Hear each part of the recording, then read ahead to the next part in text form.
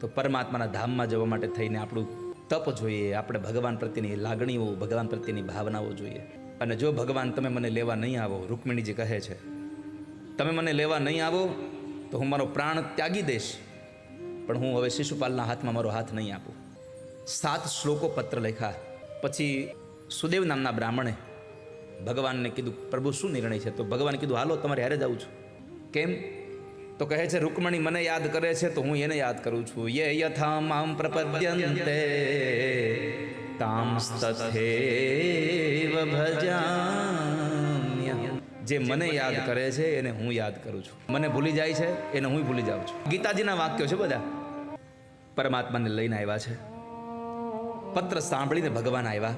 રૂકમિણીને ભગવાન જ્યારે પતિ તરીકે મળે ત્યારે આનંદ થાય છે, પણ રૂકમિણીને ભગવાન કૃષ્ણની સાથે જોઈ અને સુદેવ નામના બ્રાહ્મણને આનંદ થાય છે. જેટલો આનંદ રૂકમિણીને ન થયો એના કરતાં વધારે આનંદ સુદેવ નામના બ્રાહ્મણને થયો.